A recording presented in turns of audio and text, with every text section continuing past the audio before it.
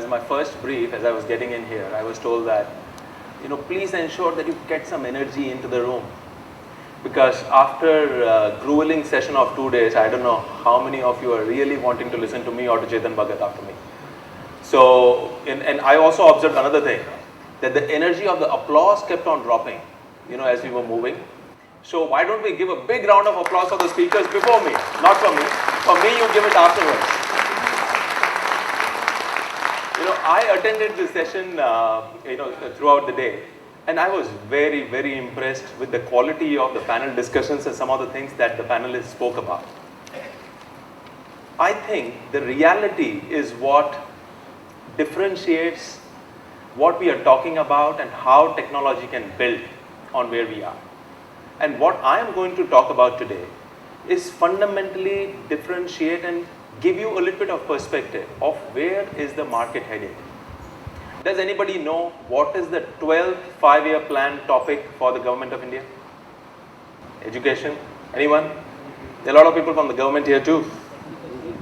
Agriculture? Security? Infrastructure? Inclusive growth with connectivity. And I actually, as we were talking and as you were talking, sir, I actually did a Google search quickly to understand what is it that the government of India is wanting to drive. And I was very pleased, and I wanted to read that appropriately because it's what the Government of India Planning Commission is driving. So it is faster, sustainable, and more inclusive growth. Faster, sustainable, and more inclusive growth. And I think it's very, very important from our perspective that we understand what this means. And I think one of the panel aptly took that to the next level where they said, and Mr. Ajay Chaudhary was talking about, that they really spoke about the reality of what is happening on the ground. I think, sir, the comments that you made were very, very appropriate on what is there in the market and in the minds of the rural India. What are we going to do, whether it's unique ID projects, whether it's inclusive education, whether it's inclusive healthcare, or whether it is bringing that financial inclusion of 500 million people, right? And I think if we understand what challenges are there in front of us and if we can bring them together, that's what will differentiate where we are. Yesterday I had an opportunity, actually I couldn't come in yesterday because I was attending another function. And I had an opportunity of having dinner with some of the venture capitalist funds. And they were talking about the investments that they are making in the country, which are completely diverse. One of the guys is investing or has started off a company called Mera Doctor or something like that, right? And the objective of that is to allows you to do free access to doctors for the villages. Now this is completely unthought of or unheard of. The revenue models are still not clear. But that's what people want to do in villages where they're going to the rural market and getting the people to be accessible to the doctors. And how is that possible? Because of technology. Otherwise, it will not be possible. Then we heard about another thing. The Android tablet that we are talking about was that how do we provide gaming services from an entrepreneur point of view on an Android, which is pre-fed into that. And that Android has been given to one of the entrepreneurs in the villages. And he has been asked that you run this as a business model, charge 10 cents for the game to be played, let the people come in, let the kids come in, let them start using the tablet, let them start understanding what the tablet can do for them. So that paves way for the next generation of services that are going to come about. So the idea is that these things have started to happen and the transformation is starting to happen. Fundamentally, a lot of shifts are happening in the market. Clearly, there is aging going on in some parts of the world, right? We know about that. We can look at the countries. Pretty much the population is aging. In certain places, it's shrinking, and we know which are the countries that are shrinking. And the third and the most important one, which is the most relevant in our part of the world, is hypergrowth. And that hypergrowth is now coming into the countries which are in our part of the world. Clearly India, China driving that, some of the emerging countries on where the market is moving. And that's where the difference is coming in. And that's where the innovation will come in from. But what does this mean to all of us? And all the questions that were raised in the morning, that about inclusive growth. how do we get the people on board? Now, one thing is for sure, that India is a country that is hopefully continuing to grow by 9% as per the 12th plan. The government of India has very clearly defined that while this year there was a slip, the next 2 to 3 plans, they will sustain 9% growth and inclusive growth. What does that mean again? That lot more resources will go into the rural markets, lot more resources will go into the people where probably have not been there earlier, and they will start creating that wealth.